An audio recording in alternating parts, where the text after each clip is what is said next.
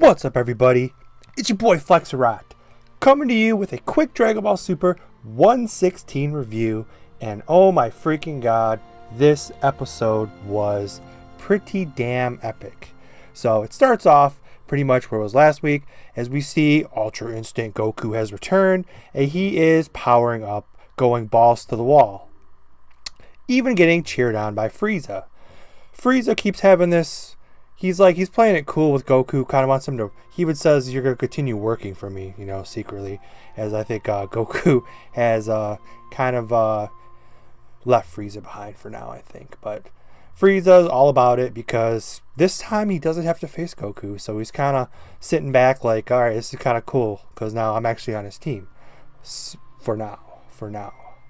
Anyways, Jiren still is in his little Piccolo-like meditation. He's kind of just like, doesn't really care just yet. So we get the explanation that the last energy blast at Goku actually rivaled the power of the spirit bomb he bathed in. And this is what has awoken Ultra Instinct again. So that's kind of cool, and that's one hell of an energy blast. So we see another power-up. Now I was thinking, with kind of like the way she was powering up, with the way the electricity was looking, and her hair was starting to change a little bit, we did see, and it is true, that she went Super Saiyan 2. So now we have a Potara fusion with Super Saiyan 2. So that's one hell of a power boost. And obviously, Saiyan versus Saiyan, Piccolo even points out that the power from Goku is drawing out her power more, because that's how Saiyans work. And in turn, it's also could further power up and draw out Son Goku's power as well. So that's the way Saiyans work. That is the great thing about Saiyans. Especially Saiyan versus Saiyan. It's not just Saiyan versus somebody else drawing out their power. Back and forth, they're just drawing each other power out. Freaking awesome. So she says, are you done powering up? It's time for the fight. So Goku pretty much dodges her. She's actually getting mad, said, stop dodging. Goku's pretty much going full Dex armor, Dex earrings, Dex rings, and a dodge pot. He's not getting touched, and she's getting kind of mad. So moving on, it's pretty funny watching her attack him, going all out. Goku pretty much is in just full dodge mode right now. So Vegeta, remembering, he says, could this be? Remember back when they were training with Whis, that he did say that it takes time. Their speed is limited, which is why they couldn't even touch Whis. He was embarrassing them, because it takes time for your senses and brain commands to reach your bodies. You need to teach every part of your bodies to respond on their own. So Vegeta kind of says that must be what they was talking about. So Vegeta remembers. Very, very, very, very smart guy. So moving on, Goku lands his first blow, sending her back. She does the usual, I think even Gotenks did this, I think when he was fighting Boo, but they always do that thing where they hold their shoulder and they're all like, it's funny, they've done it more than once. So she says, was that a punch? It was kind of wimpy. So Jiren now decides to wake up. He says, okay, even I gotta see how this fight's gonna freaking end. I mean, he knows how it's gonna end. We all know how it's gonna end. But Jiren gets up and just says, okay, I'm up now. He's got my attention. He looks like a threat. Goku's so freaking fast. He comes on the offense. She can't even follow him. He's behind him. He releases this relentless attack on her, sending her back. So they're all wondering, why is she hit by Goku? Is she still getting back up? It's because he can't fully utilize Ultra Instinct when he switches to attack, because he completely lets everything go, and he kind of focuses everything on the reaction time, kind of like defense. So he can't fully utilize Ultra Instinct when he switches to attack. So in her last ditch effort, now this is pretty badass. Her last ditch effort, going into her super power up mode, she has these power lasers that are going slicing around like a fan. So if anybody even tries to get close to her, these lasers are just going to cut them in half. It's pretty badass, I gotta admit. Goku comes through. You see it actually cuts off the top of his hair a little bit. You see it almost grazes his elbow. As he's going through these, he's dodging them pretty damn effectively, obviously. And he says, we all know his stamina is pretty much running out. He needs to finish this in one blow. He's going for the... Gee, could you guess? He's going for the Kamehameha. So he starts with the Kamehameha.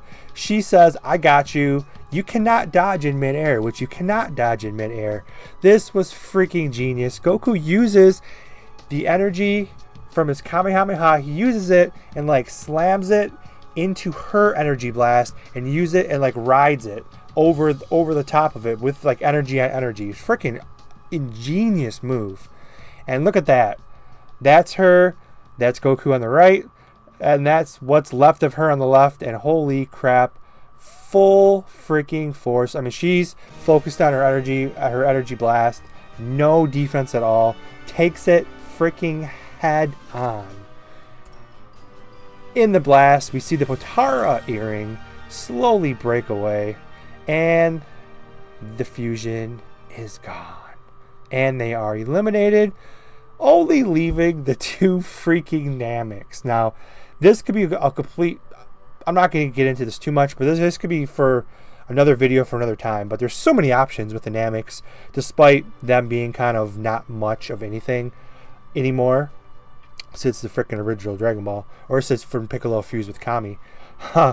When he was actually really, really, really strong. But anyways, I mean, they could fuse here and become super, super powerful, because on their own they don't stand a chance. They could form a team with Piccolo. Now, what if they fuse with Piccolo as well? They would be a part of Piccolo. So as long as Piccolo doesn't die, Universe 6 doesn't lose. I mean, there's so many different ways you can go with this. It would be fun to do a video about it, because there's so many actual things the Nameks can do. But that's too much to talk about. Moving on. So Vegeta. Now this is old school Vegeta. We're gonna end this video on old school Vegeta. I love this. He's not Super Saiyan Blue anymore, so I guess everyone's just kind of chill for now. He says Ultra Instinct. If you can do it, there's no reason I shouldn't be able to. So he gets motivated again. This is the Vegeta that needs to come back. He says, I swear I'll master it before you do, Kakarot. So I love seeing that from Vegeta. We never see that from Vegeta anymore. He just sit there and just watches Goku's progress. So this is the Vegeta I like to see. He's pissed. He says if Goku can do it, if Kakarot can do it, I can do it too.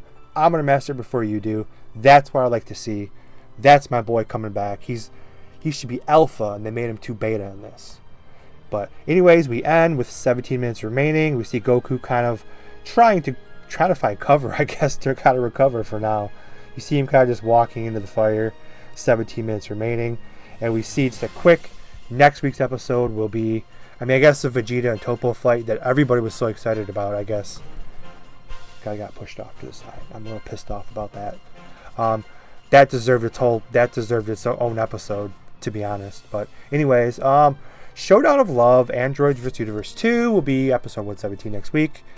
That's gonna be awesome, because I like the androids. It's cool because it's a throwback to Dragon Ball Z. Every time I see them, I just picture them completely beating the crap out of the Z fighters and, you know, Cell. And it's a good throwback to see characters like this still in existence and powerful. So we're going to see the androids versus what's left of Universe 2 next week. So that's it. That's all. Don't forget to like, comment, tell a friend, subscribe. That's it. Peace out. Bye. And as always, shaboom.